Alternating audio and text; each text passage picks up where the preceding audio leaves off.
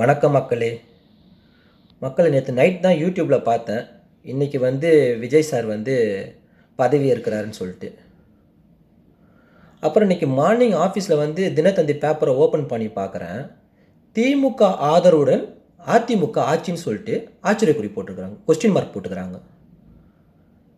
எனக்கு ஒன்றுமே புரியல மக்கள். என்ன மக்கள் இது என்ன நடக்குது? மக்களை ஒரு மீட்டிங்கில் கூட விஜய் சார் சொன்னார். என்ன சொன்னார்னா, அதிமுக, திமுக, பிஜேபி எல்லாம் ஒரே கூட்டணி, அவங்க எல்லாம் சேர்ந்து என்னை எதிர்க்கிறாங்க பார்த்தீங்களா அப்படின்னு சொல்லிட்டு சொன்னார். அது உண்மைதான் போல. இதை பார்க்கும்போது இது நடந்தால் உண்மை, இந்த நியூஸ் நடந்துச்சுன்னா அது உண்மையாயிரும். ஒன்றுன்னு சொல்கிறேன் பாருங்கள். பிரச்சாரத்தில் அதிமுக திமுகவை எதிர்த்து பிரச்சாரம் பண்ணாங்க. அதே மாதிரி திமுக அதிமுகவை எதிர்த்து விமர்சனம் வச்சு பிரச்சாரம் பண்ணாங்க. அதை நம்பி பேஸ் பண்ணி தான் மக்கள்லாம் ஓட்டு போட்டாங்க. இது நடந்ததுன்னா எல்லா மக்களையும் முட்டாளாக்குற மாதிரி கதை அது.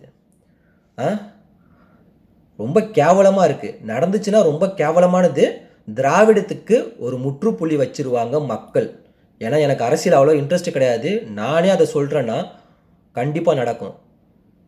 இது நடந்து ரீஎலெக்ஷன் சம்திங் ஒரு பேச்சு சொல்கிறேன். ரீஎலெக்ஷன் இப்போ வச்சாங்கன்னா 150 தொகுதி சாலிடாக விஜய் வின் பண்ணுவார். அப்படி சப்போஸ் இது நடந்து உண்மையாக திராவிட கட்சி 2 கட்சி அதிமுகவும் திமுகவும் ஆட்சி அமைச்சாங்கன்னா அடுத்த வாட்டி இன்னைக்கு சொல்கிறேன், என் அடி வைத்து குமுறில் சொல்கிறேன், என் ஆதங்கத்தை வெளிப்படுத்தி சொல்கிறேன், 200 தொகுதி விஜய் சாலிடாக வின் பண்ணுவார். அதோட திமுக திராவிடத்துக்கு ஒரு முற்றுப்புள்ளி வச்சிருவார். இதில் யாருக்கு அட்வான்டேஜ் பார்த்தீங்கன்னா, நான் தமிழர் கட்சி சீமான் அவருக்கு பிரகாசமாக ஆயிரும் அரசியல் வேலை.